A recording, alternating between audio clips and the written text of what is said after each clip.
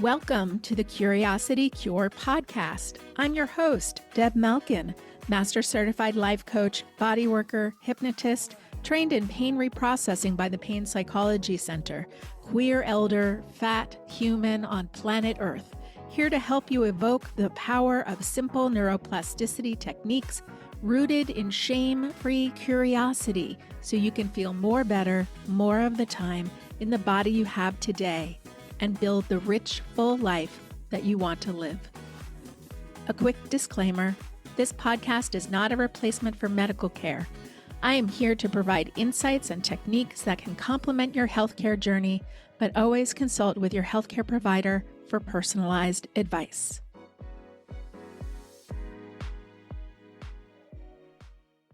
Hello, I'm gonna practice somatic tracking with a sensory home base, what my colleague, Coach Callie, talked about in last week's episode.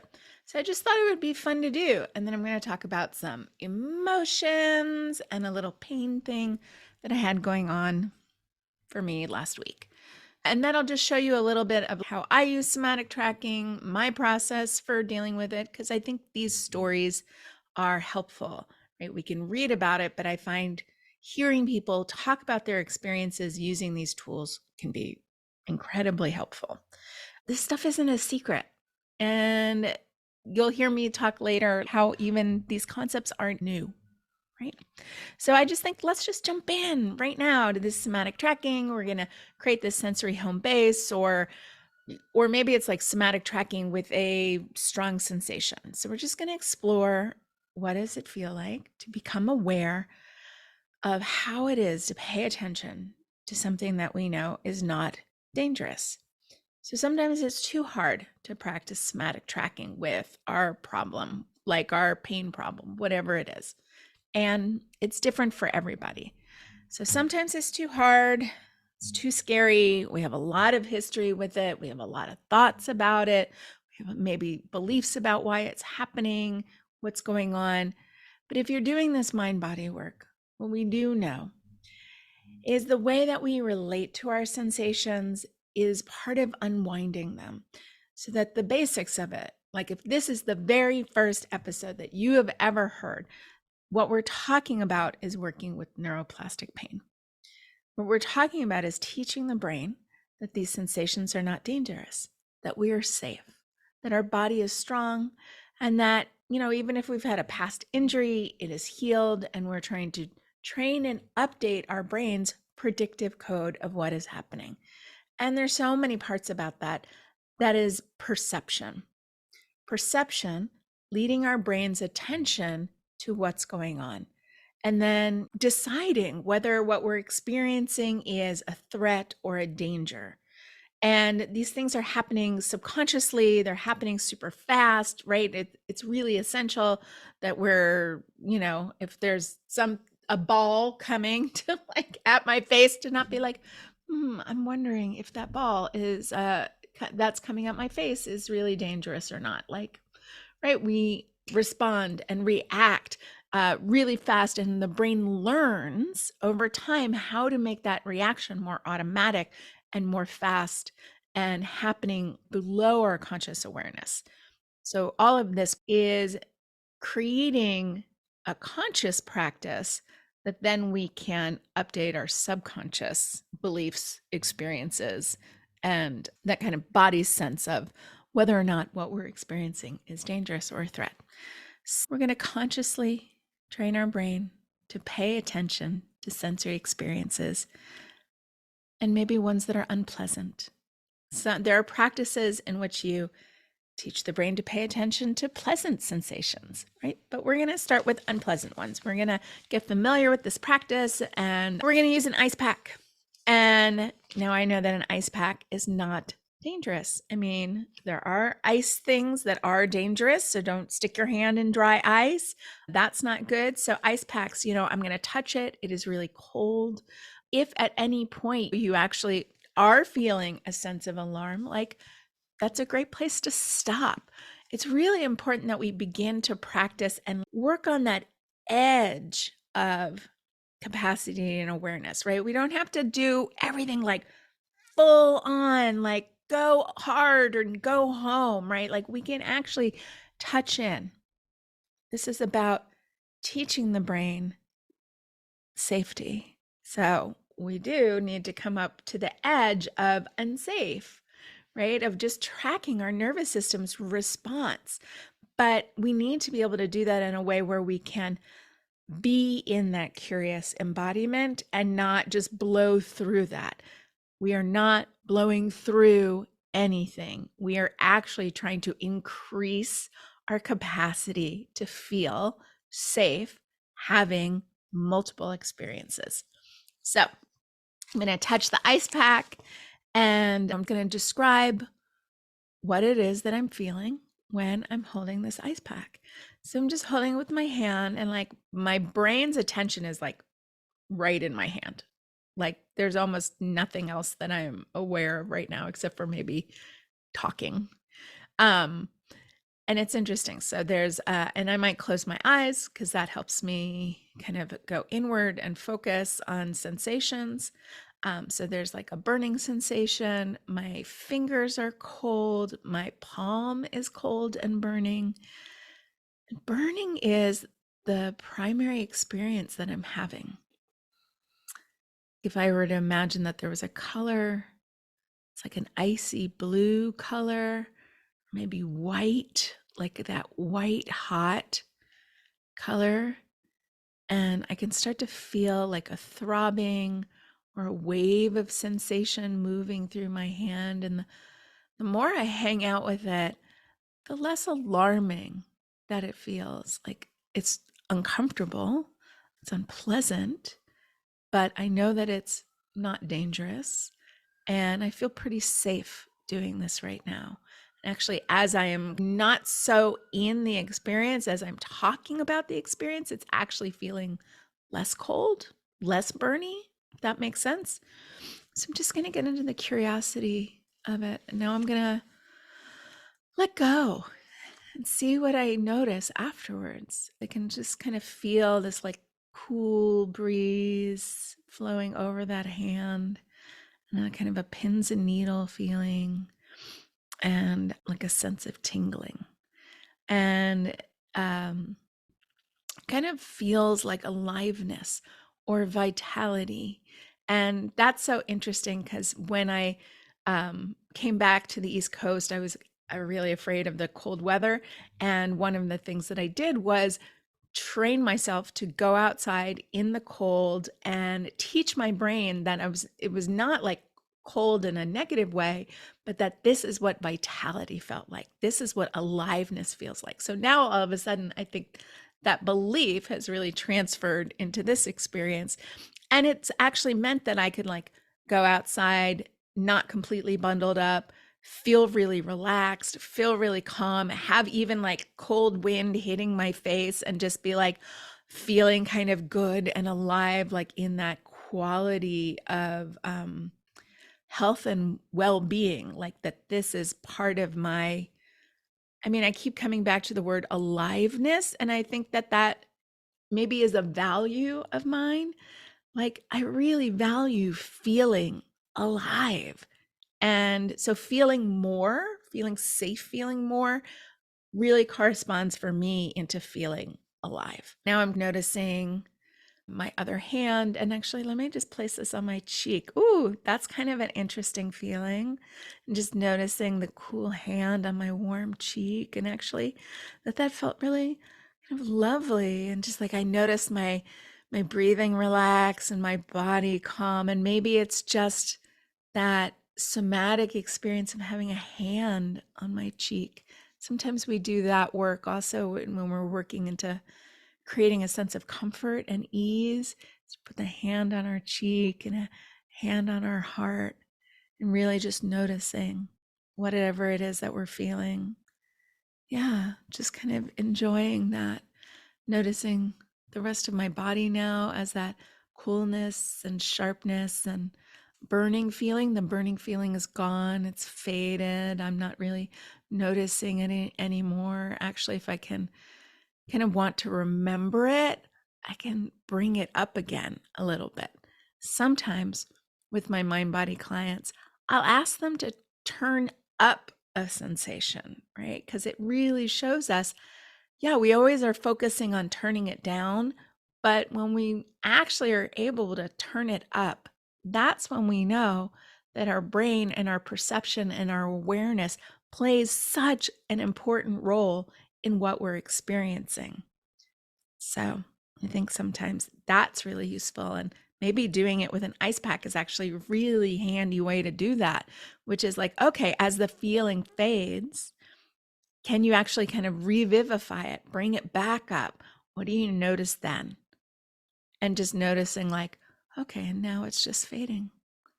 I'm placing my attention now on my other hand and just noticing how warm that feels, how relaxed, how not burny it feels. I'm going to try it again, same hand, and just going to get into like noticing if there's a shape or again, a color. I already went through a color, but like just noticing as I'm holding this ice pack, if I were to imagine this feeling as a shape, what shape is it?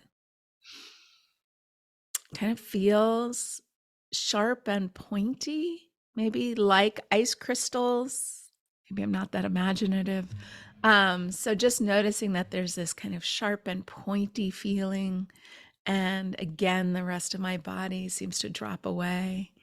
And just taking my hand off of it and just again noticing the difference between my two hands. Kind of my left hand feels a little almost like swirls and warm and like gentle waves and like something that just feels really good to be in. And my right hand is still feeling kind of cool, but the sharpness is gone. So now I'm just noticing, yeah, it kind of feels like a really flat, almost like a plane of ice, like what you would ice skate on. Just noticing that feeling of coolness without the sharpness. Yeah, and just maybe I'll rub them together. And yeah, just noticing, ooh, my arms are feeling tingly and just noticing that sensation and bringing in warmth and like bringing the coolness to my warm hand and my warmth to my cool hand and just noticing how things change. Noticing this quality of aliveness, right? Really being able to feel without fear, without worry, without concern. That part is just so, for me, it's one of the most beautiful gifts of mind body work is this capacity to relate to myself kind of outside of fear. And so this is how I would use kind of somatic tracking with a strong sensory experience. And it's not the only way, but that's the way that I just did it right now, which is a perfectly wonderful place to start to just practice and ease into that sense of curiosity, just noticing the sensations without trying to change them. I think you can really personalize it and have it be different each time for each person with each sensation. Like do it in a way that makes sense for you. But the premise is we attend and tune in to ourselves with this quality of curiosity. And so sometimes we're asking ourselves, oh, does this have a color? Oh, what am I experiencing? Not like I'm experiencing cold because the ice pack is cold, right? Like we're not really looking for the reason. We're not looking for the why. We're looking for the what am I experiencing right now? We're pulling the camera back and being more abstract. Like we're letting our subconscious pop in and maybe describe something. And if you're really visual, maybe there's like a whole journey that you get taken on. Or it could just be super simple. There's no wrong answer. Or maybe if there's a wrong answer, the wrong answer is not trying.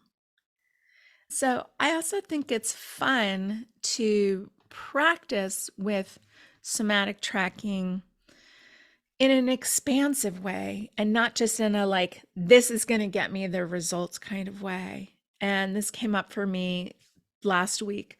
I was having some knee pain in my left knee and I was laying in bed and my left knee was tight and tense and really painful. And I hadn't done anything.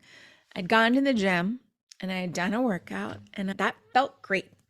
It felt great when I was doing it. But that weekend, I was having some stress about some plans that I had. And so Friday night was when I felt the pain. And interesting thing about nighttime is, as I'm like trying to fall asleep, the next thing that's going to happen is you wake up and it's the next day. And I was having some inner conflict about things that I had said yes to that I, was going to do on Saturday or not do. And there was this kind of emotional conflict going on inside of me.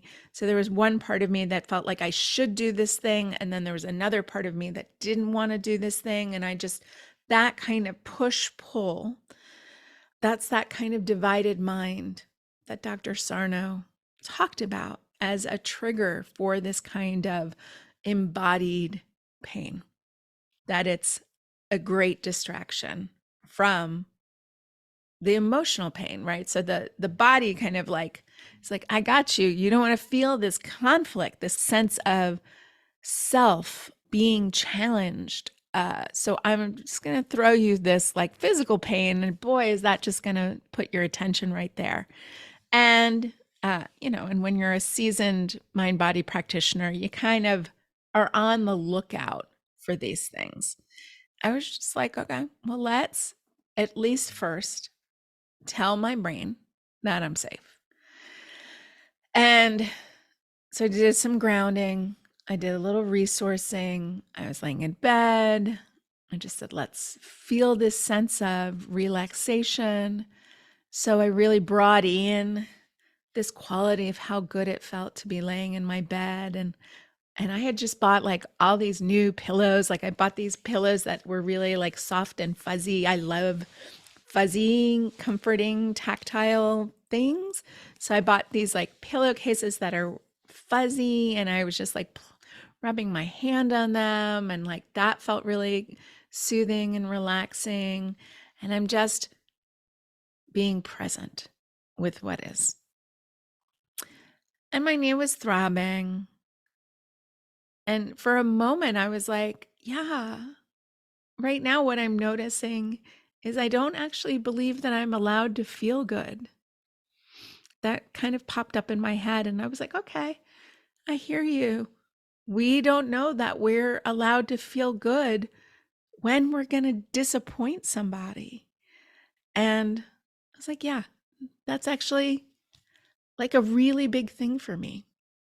So it's like, we're going to do some somatic tracking. So I just brought my attention to my knee and to myself, started to describe what was going on and try to attend to it with curiosity. And the first thing I noticed was it didn't really work. Now, here's the thing. It is a paradox. Somatic tracking is not meant to get rid of the pain. It's not meant to be a magic trick.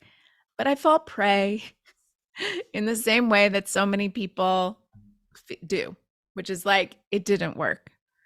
And feeling disappointment, right? Because sometimes you do somatic tracking and it actually goes away. The pain goes away or it changes. We notice the shift. We start to feel better. And of course, that's what we want to have happen every single time. But it doesn't happen every time. Sometimes it happens. Sometimes I just start to laugh at myself because I'm like, yeah, of course, we want the sure thing. We want to be the magician. We want it to be magic. And we want the result that we want, which is not pain. So I like to, with body parts I have two of, I often like to shift my attention to the not pain. You could do this with any part. You can shift your attention to the not pain part in your body.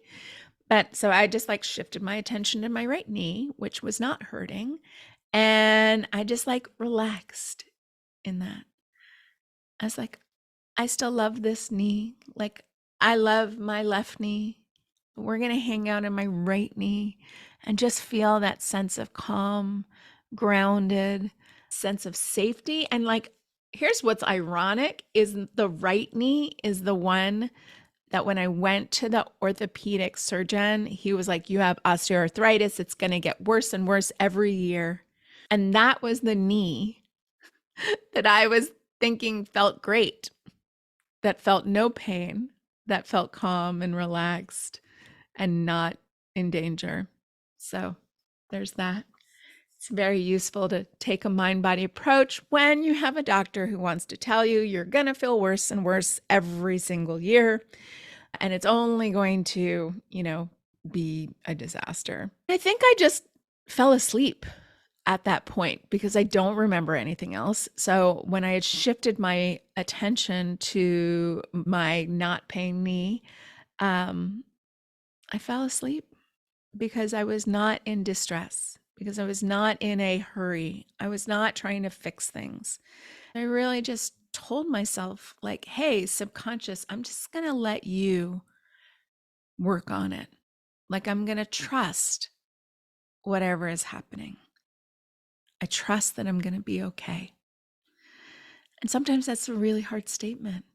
Sometimes that's a really hard statement to believe. If you can't believe that, maybe you can say, I believe it's possible that I'll be okay. Or I've been okay. Like I've survived 100% of my days so far. There's just about this way of talking ourselves down. And for me, the goal was actually to fall asleep. Like it really wasn't about changing the pain or getting rid of the pain. I was laying in bed to go to sleep. My goal was to go to sleep. I do that often now to help my thinky brain. I just tell my brain, hey, I really trust my subconscious. We'll keep on working this. Like we'll keep working on this while I'm asleep. And so I'll say to my conscious brain, I love you, but it's time for you to go to bed and let our subconscious do its thing during sleep time. And sometimes when I do that, I got kind of weird dreams. I had a dream recently that my coach Cara gave me an armful of puppies. And then I went on Facebook and I was like, what does this mean? Like, tell me the right or the wrong answers, please.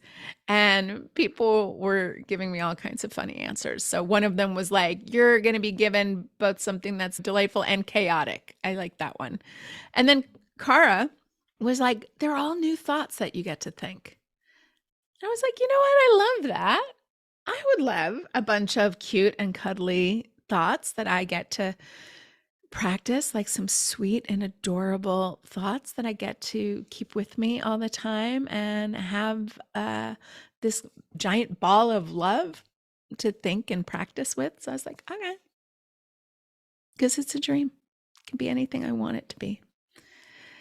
One of the things that I really like to practice is this deepening that sense of okayness, deepening that belief that there's nothing wrong with my body. And this is a concept that can be difficult for people, especially when you're experiencing chronic pain. So that's a line that I like to use. And if it doesn't work for you, you'll find something else that works for you. Really, that is the important piece. It's not that you have to adopt my language or my beliefs. It is about finding what fits and feels resonant for you. I've done enough of this pain reprocessing work to just really notice that what I believe about my body is sometimes so wildly different than what my body is actually doing. Even yesterday, I went to the gym and I'd gone to the gym on Friday. And usually it's just Tuesdays. Tuesdays are my day. But last week I was sick from a cold. My trainer was nice enough to take me on Friday. I had done a whole bunch of walking over the weekend and some stairs. I delivered Christmas presents to people in my neighborhood and so much walking. And I was sore. I was sore from my workout. And I was noticing as it was like Monday night, oh, I'm still sore. What is my workout going to be like? Should I go to the gym? And one thing that I decided was I'm not going to pre-decide. Like, I'm not going to pre-decide based on how I feel on Monday, whether or not going to the gym on Tuesday was the right thing. And I really just trusted, like, I'm going to show up and we're going to see what happens. Let's go to bed. We'll wake up and see how we feel. And then when I woke up, I felt a little sore, a little creaky. And one of the tips that I got from a mind body therapist, Hasana Fletcher, is the first hour of the day doesn't count. And that's a thought and a belief that I've been practicing, that I notice when I get up. Sometimes I feel a little creaky. And, I'm 54 years old. And I don't want to say it's a part of aging, but I mean, I've also felt that at different times. But what I now know is the most important thing is to not let that one feeling when I first get up tell me how the rest of my day is going to go. Because as I start to move around, I'm like, oh, you know what? I actually feel pretty good. And I went to the gym and I did all my squats and I went up 5 pounds on my squat and the squats felt great. And even though I was sore before that, even though I had all those things, my workout was fantastic. And actually today, I don't really feel sore at all. And so I'm just blown away by the capacity of my body, regardless of my thoughts about my capacity. And it's not to say push through, like I'm very present with myself. It's more that I have an open frame, that I'm going to just show up and see what happens and leave the possibility open for maybe it's just going to be great. And I think that part is really, really helpful. It's really helpful for me when I am unraveling pain behaviors. It's helpful for helping the predictive brain get updated and just like, yeah, we're not telling ourselves some kind of shitty story about what's going to happen, but even just settling into this curiosity, right? Of like, I don't know. I don't know everything, but I do know that I have me. And I also like value my relationship with my trainer. So I also really trust her. And I just feel like, whatever, we're going to communicate together. We're going to be in this experience together. We can make adjustments if we need to make adjustments. I really value that relationship. And as I mentioned in the past, kind of one of my triggers is when I feel like I don't have help. That actually is a pain trigger for me. When I feel like I'm alone in some kind of physical stuff. So I'm really like healing this relationship, this story, this narrative in my mind body work, both my relationship with my physical body and then my relationship with my emotional body. And they all came together for me this weekend. I think holidays are complicated. Christmas is complicated. Family time or lack of family time is complicated. It's also a great time to create some awareness, to start to understand how these habitual patterns show up in our bodies. So maybe like suppressing our emotions and not letting them be felt and be safe for us to feel, right? So we're not letting them out or letting ourselves be safe to feel. Maybe we have strong feelings or conflicted feelings, like what I was talking about. Like if we're seeing our parents, we just leap into that teenager child relationship with them and we almost even forget who we are. So creating safety is really, really important. Because if we don't create safety feeling, right, like we don't create some process for us to be with what we notice, our body is going to feel it for us, right? Our subconscious is like ringing alarm bells and giving us the like no go feeling. And there's really important information in there. And so I think when we're talking about kind of how emotions drive pain, it can be really helpful not to get super fixated on the pain, but we want to really explore again. I'm just going to say this like a million times, that feeling of safety, that evoking a sense of safety. And when we notice that there's not safety or less safety, right? So I was thinking about my emotional, that kind of conflict. And I was messaging with a dear friend of mine, and I had a big kind of emotional reaction when I was telling her the story of feeling stuck, and I had said yes to something and I really kind of was a no, and or it was like a partial yes. And I was crying. And if you've ever listened to this podcast, that should not be a surprise to you. I think for me, crying is a way that my body really deals with processing stress. So, crying is a part of my stress physiology. And it's not that way for everybody, but it is for me. And she sent me this really great message afterwards, after we had talked, and kind of like I got to kind of like be witnessed with love. I got to offload some of what was going on, and she asked me some really useful questions, um, a little bit like coaching. But also we just have friends who show up for us. Like, coaching or therapy is not the only place that we can get support from people. So she wrote, and she texted me this message, which is, I love you.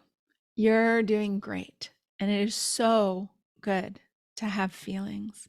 They are our internal guidance system and help us find our way in this gloppy world, which I think is like hilarious. Gloppy is such a great word, right? And I was like, yeah, they are. They are our internal guidance system, right? Our emotions, our physical sensations in our body, they're communicating something to us. And it's up to us to become this kind of translator, this internal translator. And it takes time and it takes practice and it takes the willingness to notice and pay attention to things. And she shared with me this book that she loves called Taming Your Gremlin. And it was like a 1983 classic book, but it's been updated and it's on Kindle and it's on audiobook, which, oh my God, I love an audiobook. So I downloaded it immediately, and this guy totally sounds like Ted Lasso. So it's really fun. His name is Richard David Carson, and there's something comforting about it, something comforting about what he says and the way he says it. And even though this book is written in 1983, the main tool in it is somatic tracking. He just calls it noticing. He calls what I'm calling somatic tracking is the extraordinary power of simply noticing. It says among the techniques that you will learn are getting a sliver of light between the natural you and the monster in your mind. And he uses this idea that gremlins are those kinds of monsters, those negative voices that we have, whether they're kind of externally given to us and then kind of internally repeated. And then he talks about the extraordinary power of simply noticing and playing with options. Then there's 6 keys to maintaining emotional balance. And I will leave that for you to discover. I'll post a link to the book in the show notes. But so much of that was a parallel to this mind body work, this quality of noticing, just paying attention, teaching our brain how to become that loving external witness to what we're experiencing, not having an opinion, not trying to fix things, just starting to have awareness and curiosity, and maybe even love and caring. Sometimes we just need a giant fucking hug, really from ourselves, because I will tell you that my brain is amazing at judging. And it's something that I've been noticing for the past few months, really, is like how really strong my brain is at being judgmental to myself.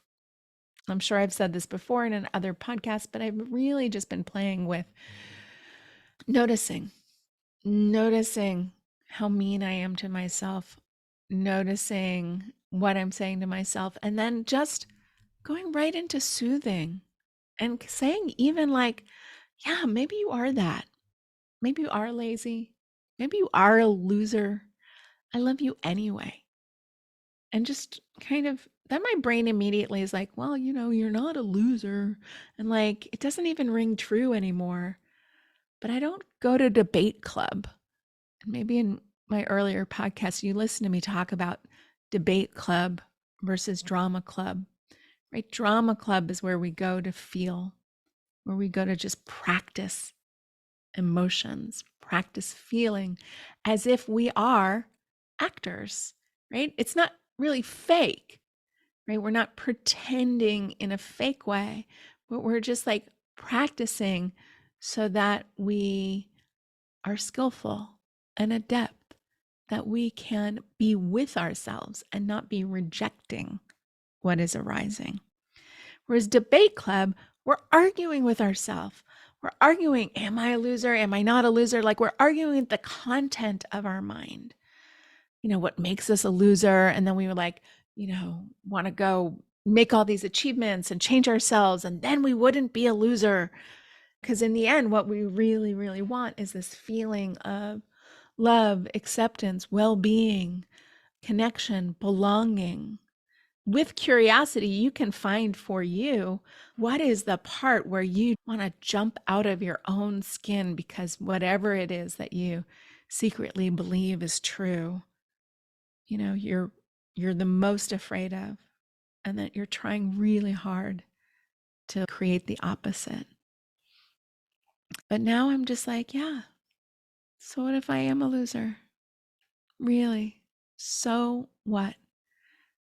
How can I exquisitely love myself as I am right now in this body, in this mind, and then really just feel love and use those emotions as that internal guidance system because they're telling me something. So a lot for me is about learning how to feel safe, disappointing people, using my voice, saying no, and really exploring, is this a yes?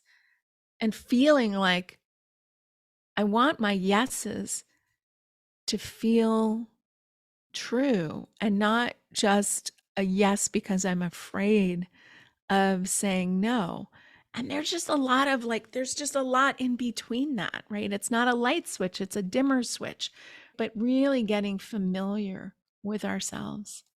So, how do I not just make myself do stuff, but how do I decide for me and then articulate that to the world or to whoever it is that I have to talk to? And even if they're mad at me, really believing that it will be okay no matter what, that if there's rupture, I can make repair if I want to. And also reminding myself, I am not in charge of other people's feelings. And sometimes also, like, what if I'm wrong? Yesterday, when I was going to the gym and the night before, really like thinking like, oh, should I go? Should I not go? Should I go? Should I not go? And really just being in that space of, let me just show up and see what happens. And trusting myself that I can attend to myself with love. And I was wrong that there was going to be some kind of big limitation. So I'm really glad that I didn't pre-decide. And I didn't pre-decide that I wasn't going to feel good. I didn't need to be protected from not feeling good. No matter what, I know that I'm going to show up. I'm going to have my own back. I'm going to be loving and caring and supportive to yourself. Sometimes saying no is not going to the gym, saying no to the thing that I had said yes to. This is about expanding our window of tolerance, both our physical window of tolerance. There's this concept called the twin peaks of pain, and I'll post that in the show notes too. There's this beautiful visual where you have this kind of these two peaks. And before we have some kind of learned pain, right? We have this pain that becomes learned in the nervous system, right? We usually have this wider threshold of experience before we get to pain. But then when you're in this protective state, we actually have a narrower window before pain is triggered. And I find that is also true with emotional pain. So this work is always about getting back to that more expanded capacity, that window before pain is triggered, right? So that really does involve learning how to be with some discomfort, but also just being adept at moving our brain's attention. Like I told the story about moving my attention from my left knee to my right knee. And we can do that in social situations too.